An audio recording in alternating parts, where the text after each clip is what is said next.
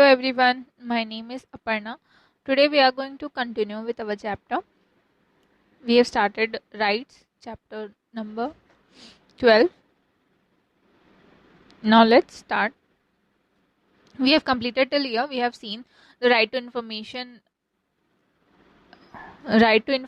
form. It is given right to information act. We have seen. Now we will start from commission for women. Some days ago, a woman arrived in search of employment. She works as a housemaid, sweeping, swabbing, and washing utensils. Her husband is addicted to alcohol. He beats her up and snatches her hard earned money. He comes home drunk every night and beats her up. ठीक है, देखिए यहाँ पर जो women's के लिए जो commission बनाए गए हैं उनके उनके बारे में यहाँ पर आगे में बात किया जाएगा. और यहाँ पर आपको एक एग्जाम्पल जैसा आपको दिया जा रहा है. ठीक है, जैसे कि कुछ समय पहले, कुछ दिन पहले एक विमेन थी. ठीक है, एक औरत थी जो कि एम्प्लॉयमेंट के तलाश में आई थी और वो हाउस मेड की तरह वर्क कर रही थी. ठीक है, स्वीपिंग मीन्स झाड़ू लगाना, स्वैपिंग वॉशिंग यूटेंसिल्स. ठीक है, स्वीपिंग झाड़ू पोछा लगाना और बर्तन धोना. ठीक है, ये सभी के उसमें ये सभी वो काम कर रही थी. उसके हस्बैंड जो थे वो काफ़ी ज़्यादा एडिक्टेड थे अल्कोहल से और वो उस औरत को मारते थे और जो भी उसने पैसे कमाए रहते थे उसको छीन लिया करते थे. ठीक है, और यहाँ पर बताया जा रहा है कि जो उनके जो हस्बैंड हैं वो हमेशा घर आते थे ड्रंक के हालात में. वो क्या है, घर आते थे और उसको मारा करते थे. ठीक है, वो पिए हुए रहते थे और उनको मारा करते थे. नेक्स्ट देखते हैं. One day I saw her bruised face and asked her why she did not protest against this physical violence. What can I do? I am only a woman who will listen to me.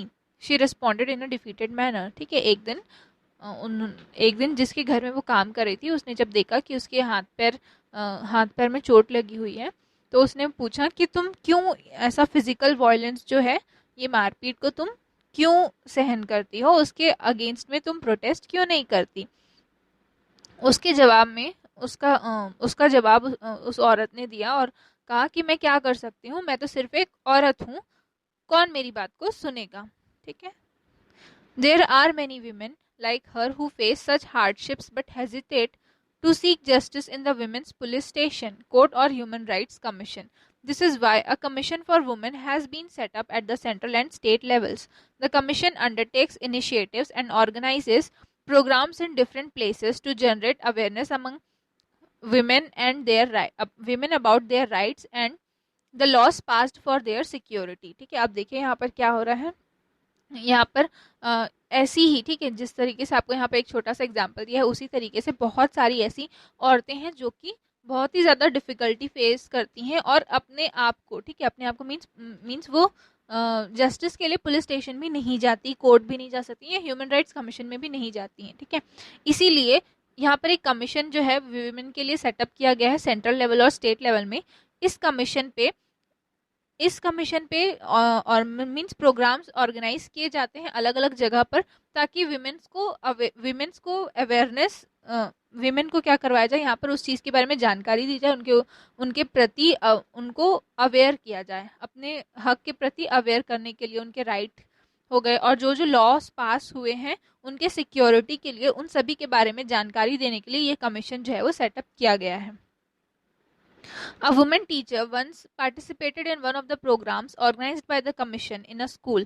We would like to share with you the information she gave to the audience. ठीक है, यहाँ पर आपका एक और बताया जा रहा है.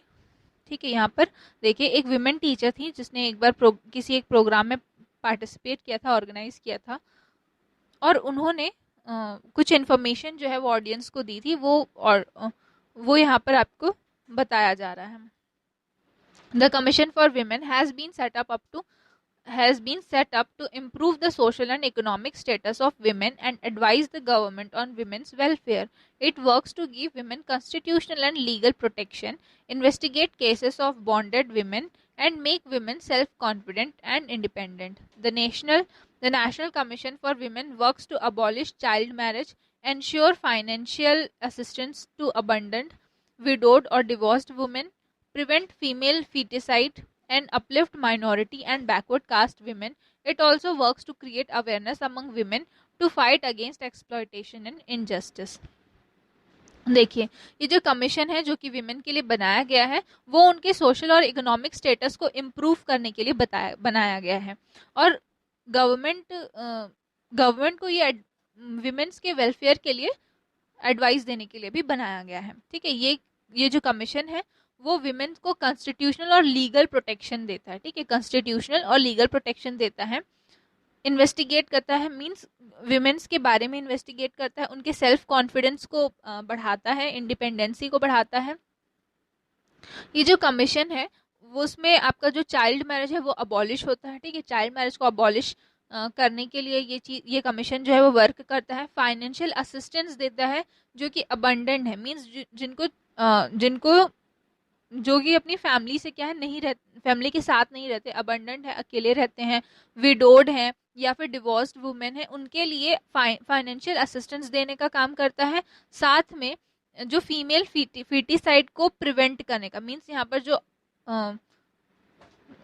जैसे कि पता लगाया जाता है जब बच्चा पेट में रहता है तो आपका क्या है पता लगाया जाता है कि मेल है या फीमेल, तो अगर फीमेल रहते तो कई बार क्या किया उसका अबॉर्ट कर दिया जाता है, तो फीमेल फीटिसाइड को प्रिवेंट करने के लिए। ठीक है, और साथ में जो माइनॉरिटी के जो विमेन्स हैं, बैकवर्ड क्लासेस की जो विमेन्स हैं, उनको अपलिफ्ट करने के लिए, उनको बढ़ावा देने के लिए ये कमीशन जो है वो आपको बनाया गया है। साथ में उनके एक्सप्लॉयटेशन और इनजस्टिस को भी रोकने के लिए, उसमें अवेयरनेस पैदा करने के लिए ये कमीशन जो है वो बनाया गया है। Commission for protection of child rights. सुमारू works in a big hotel. The hotel manager makes him work hard the whole day until 10 p.m. One night, a teacher passing that way noticed Sumaru leaving the hotel. The teacher asked him what he was doing there so late in the night. Sumaru told him he worked in the hotel. ठीक है, देखिए यहाँ पर आपको फिर से एक छोटा सा एग्जाम्पल यहाँ पर बताया जा रहा है आपको कि सोमारू नाम का एक लड़का है जो कि एक बड़े होटल पे काम करता है। ठीक है, अब ये जो होटल मैनेजर है वो उससे बहुत ज़्यादा वर्क करवाता है। ठीक है, बहुत ज़्यादा काम करवाता है पूरे दिन भर, और रात में 10 बजे उसकी क्या होती है, छुट्टी होती है। 10 बजे रात में वो अपने घर जा पाता है। एक रात में उसकी एक टीचर जो है वो वहाँ से पास हो रही थी, वहाँ से जा रही थी, उस होटल से जा रही थी, या फिर उनके उसी रोड पे उसने सोमारू को देखा। उसने देखा होटल से वो वापस अपने घर जा रहा था। तब टीचर ने उससे पूछा कि तुम यहाँ इतने लेट पे रात में क्या कर रहे हो? तो सोमारू ने उनको आंसर देते हुए कहा कि वो इस होटल में काम करता है। The teacher asked him, why do you work here? Why don't you go to school? Somaru told him his parents are laborers who earned very little money. This was not sufficient for their household expenses. Hence, Somaru also had to work. ठीक है, अब देखिए teacher उससे फिर पूछती है कि तुम क्यों यहाँ पर काम करते हो, तुम स्कूल क्यों नहीं जाते? सोमारू फिर कहता है कि उसके पेरेंट्स जो हैं वो लेबर्स हैं, और वो जो पैसा कमाते हैं वो बहुत ज़्यादा कम है, और उनके हाउस होल्ड एक्सपेंस के लिए सफिशिएंट नहीं है, इसीलिए सोमारू को भी वर्क करना पड़ता है।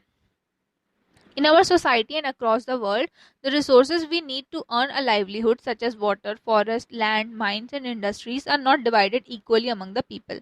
This is the reason why some people are very rich and some are very poor.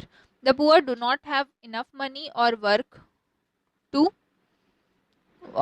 educate the children.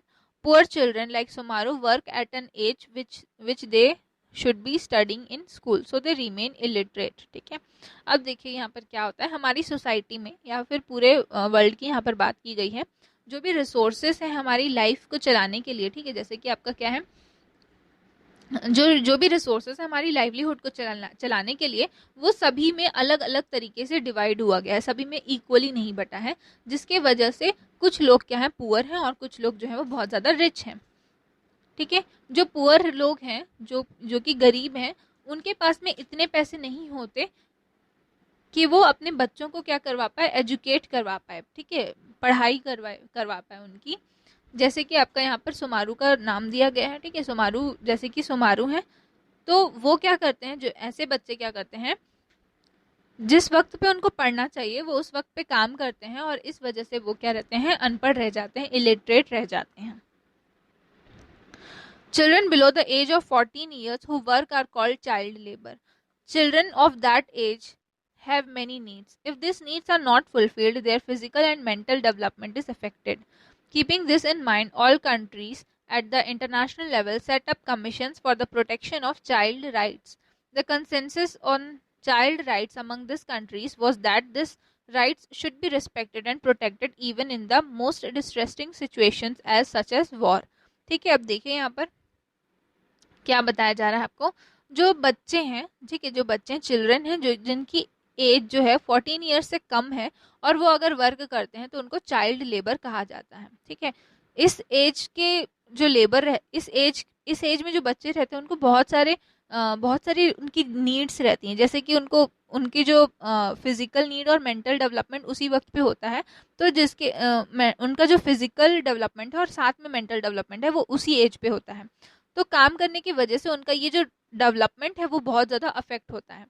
इस चीज़ के बारे में सोचते हुए सभी कंट्रीज, ठीक है, सभी कंट्रीज जो है वो इंटरनेशनल लेवल पे उन्होंने एक कमीशन जो है वो सेट किया है ताकि वो चाइल्ड राइट्स के प्रोटेक्शन ऑफ चाइल्ड राइट्स, ठीक है, चाइल्ड राइट्स के प्रोटेक्शन के लिए उन्होंने एक कमीशन जो है वो सेटअप किया है।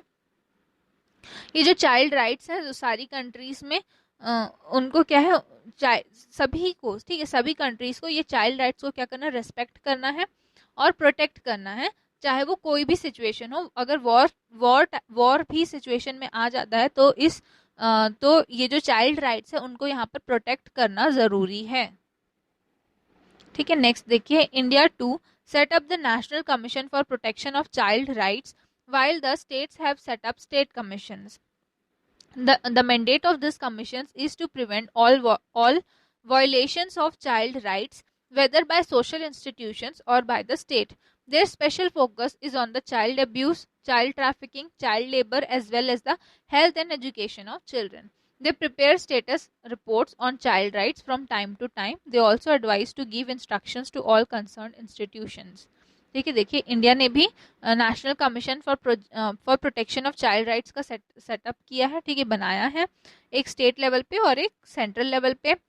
इस कमीशन का जो मेन काम है वो यहाँ पर आपका चाइल्ड राइट्स, जितने भी चाइल्ड राइट्स को प्रोटेक्ट करना है, चाहे वो सोशल इंस्टीट्यूशंस पे हो या फिर गवर्नमेंट खुद भी करती है तो भी ये चाइल्ड राइट्स को उनका प्रोटेक्ट करने का ही उनका काम है।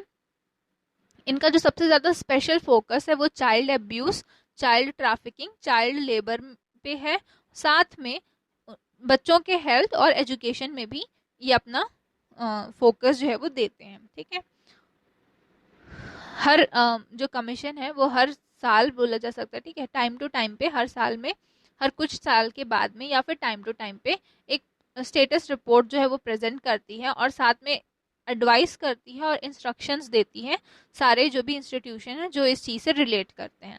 ठीक है, आपका नेक्स्ट क्लास पे हम लोग पढ़ेंगे democracy and child rights in the changing context of rights. Thank you.